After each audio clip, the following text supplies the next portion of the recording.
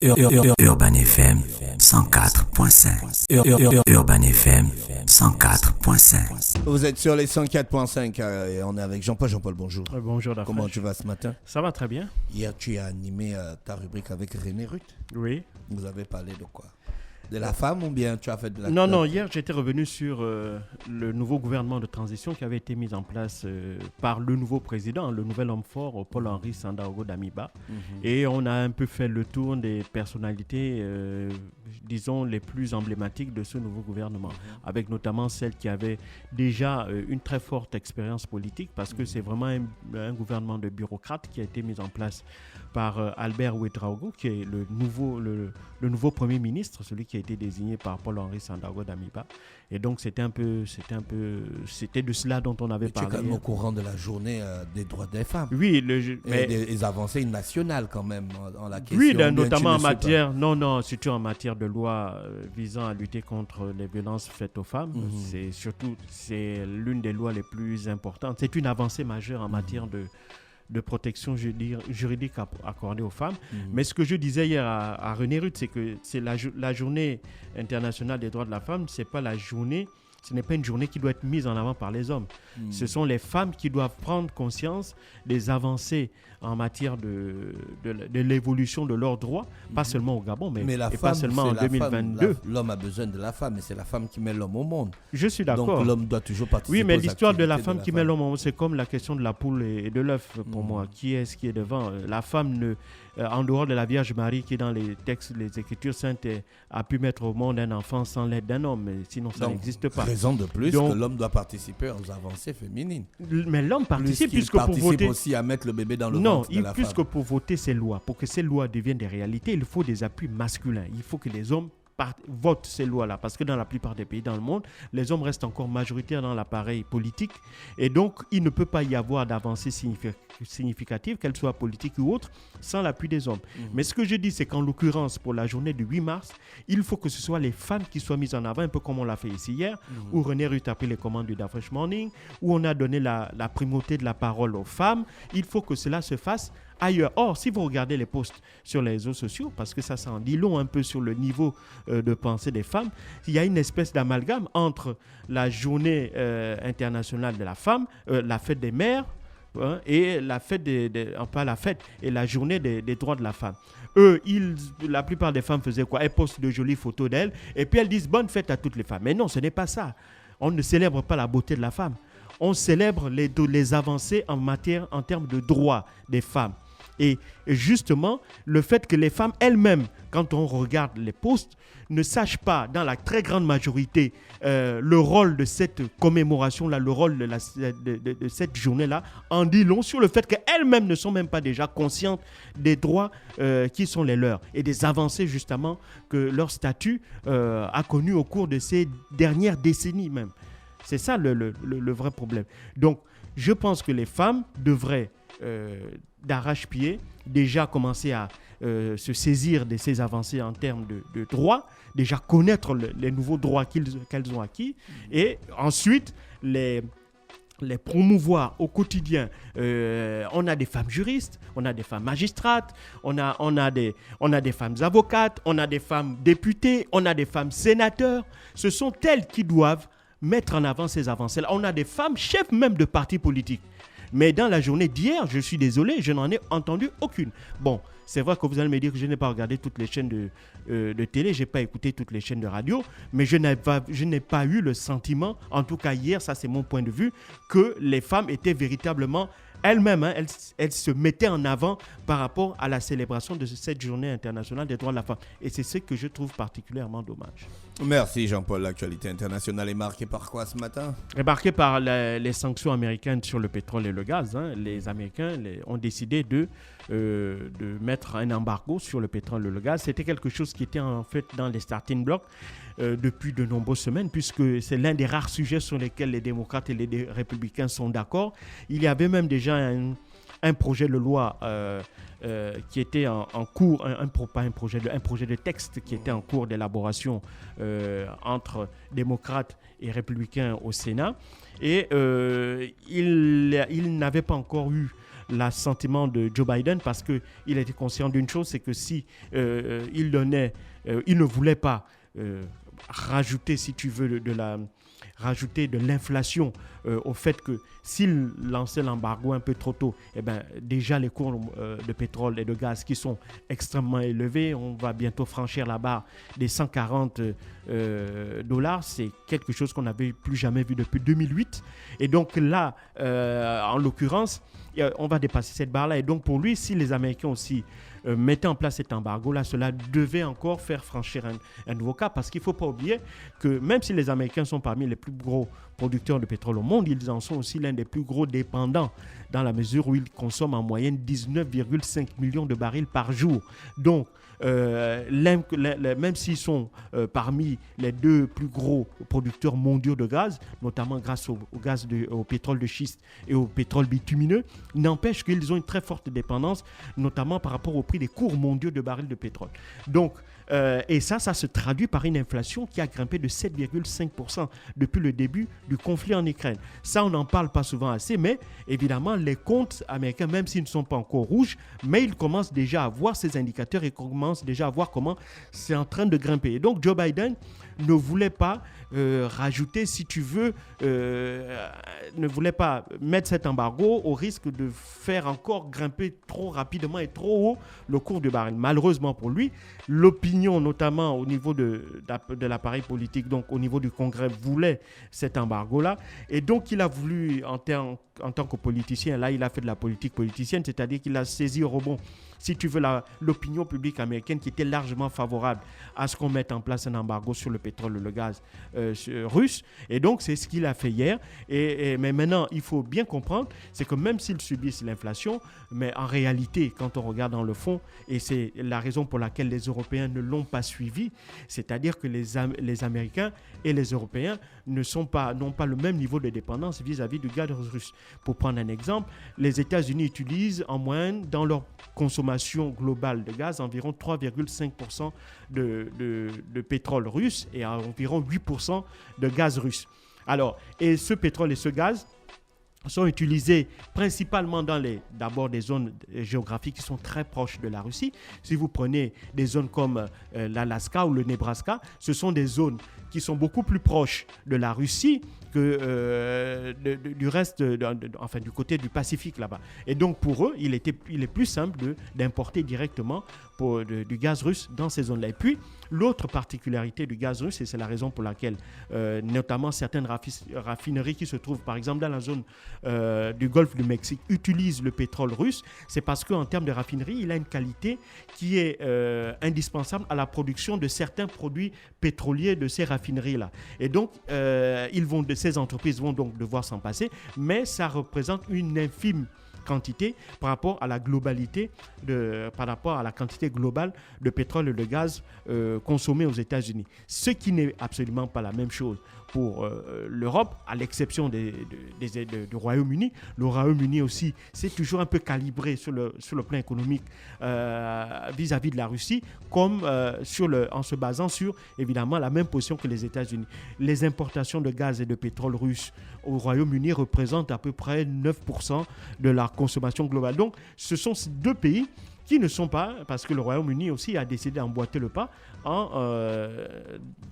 lançant aussi un embargo, en mettant en place un embargo contre le pétrole et le gaz russe. Donc, le Royaume-Uni et les États-Unis ne sont pas tellement dépendants du gaz et du pétrole russe, ce qui n'est absolument pas le cas des alliés américains et européens. Même si Joe Biden, hier, a dit dans une communication que la décision de mettre en place cet embargo sur le gaz et le pétrole russe s'est faite en coordination avec les alliés européens. Mais ça, on sait que c'est de la pure communication politique. Ça ne s'est pas fait en coordination avec les alliés, puisque les alliés ne veulent pas de cet embargo sur le pétrole et le gaz russe. Pourquoi ? Parce qu'ils sont dépendants. Si vous prenez un pays comme l'Allemagne, c'est 40% de son pétrole qui revient de Russie et 60% de son gaz. Et ça, c'est dans certaines périodes de l'année. Lorsqu'on est, par exemple, en période hivernale, comme nous sommes en mars, l'hiver, c'est à partir de octobre-novembre. Là-bas, la consommation de gaz russe monte jusqu'à 90%. Donc un pays comme l'Allemagne l'a déjà fait savoir lorsqu'il y a eu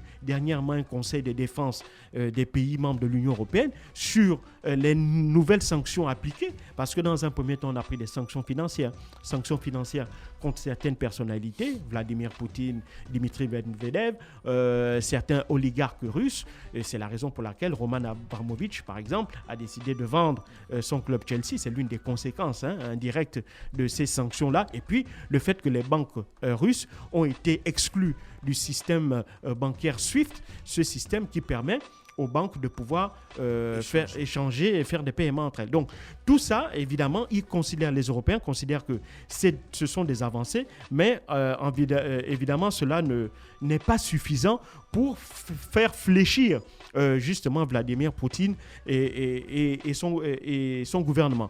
Et donc là, les Américains ont donc décidé, et donc il était question d'essayer de frapper là où ça fait le plus mal, parce que l'économie russe est extrêmement dépendante de l'exportation de ces matières premières énergétiques, que ce soit le gaz, le pétrole et le charbon en tête. Et donc la question était de savoir, est-ce qu'il ne fallait pas maintenant toucher là où ça ferait le plus mal à l'économie russe, c'est-à-dire au porte-monnaie de la Russie. Or, si on touche à justement ces matières premières énergétiques, on va aussi toucher, si tu veux, à la capacité pour les Européens à pouvoir faire face en cas de pénurie, justement, de pétrole et de gaz russe. C'est la même chose pour la France, c'est la même chose pour l'Italie, c'est la même chose pour l'Espagne.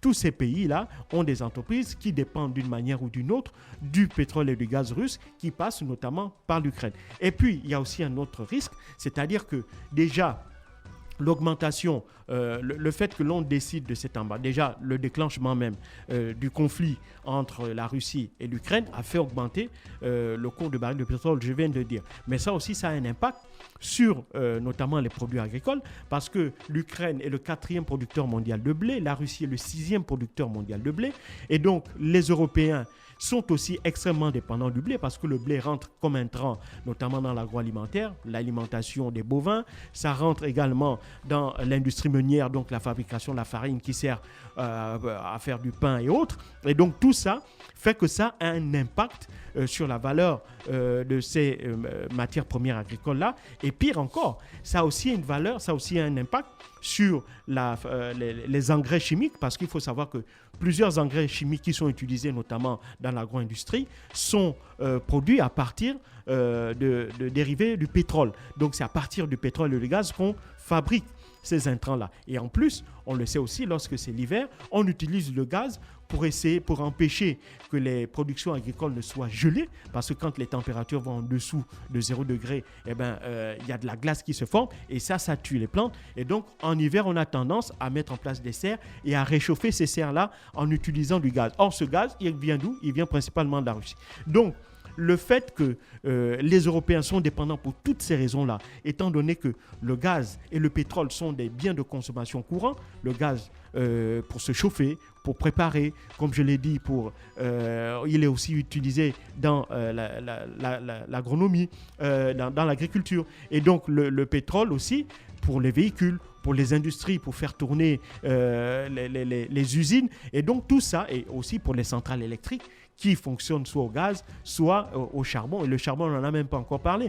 Parce que certaines entreprises, par exemple en France, la question que l'on pose par exemple au gouvernement en France, c'est de savoir si en mettant en place un embargo sur le pétrole et le gaz russe, il ne faudrait pas relancer les centrales thermiques, les centrales à charbon. Or, si vous voulez lancer les centrales à charbon, il faudrait savoir que pour pouvoir vous approvisionner, vous n'avez que deux options. Soit vous appelez les États-Unis, mais ça, il faudrait traverser tout l'océan Pacifique, l'océan Atlantique, pardon, soit vous allez en Russie, parce qu'en Europe, le plus gros producteur de charbon, c'est encore la Russie. Donc, les Européens sont dans ce dilemme-là de savoir comment mettre en place des sanctions qui puissent essayer de faire fléchir Vladimir Poutine sans pour autant tuer leur propre économie. Parce que les sanctions financières qu'elles prennent là, passer une certaine période, il est clair qu'elles aussi vont commencer à en sentir les effets. On fait des effets d'annonce en disant par exemple que certaines entreprises françaises, par exemple le groupe de Bernard Arnault, LVMH, avait décidé de fermer l'ensemble de ses boutiques en Russie. Oui, mais la Russie représente quoi en termes de marché pour LVMH, qui est quand même un groupe mondial.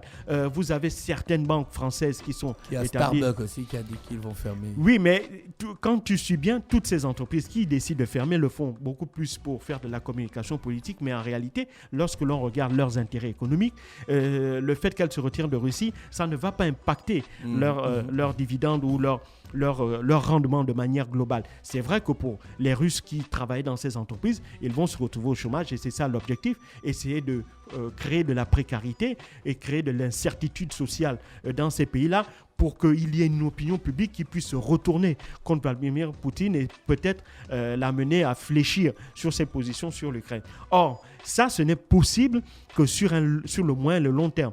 Or, ce que l'on ignore aujourd'hui, c'est que certains se disent que Vladimir Poutine avait certainement, si on parle du principe qu'il aurait anticipé depuis longtemps à l'avance le fait que s'il attaquait l'Ukraine, eh bien, il y aurait toutes ces sanctions-là qui devaient être s'imposer à la Russie, eh bien, il ne serait pas idiot de penser qu'il aurait quand même déjà commencé à prendre un certain nombre de mesures depuis pour essayer de se prémunir des effets négatifs de ces sanctions-là pour lui permettre de tenir pendant un laps de temps suffisamment long.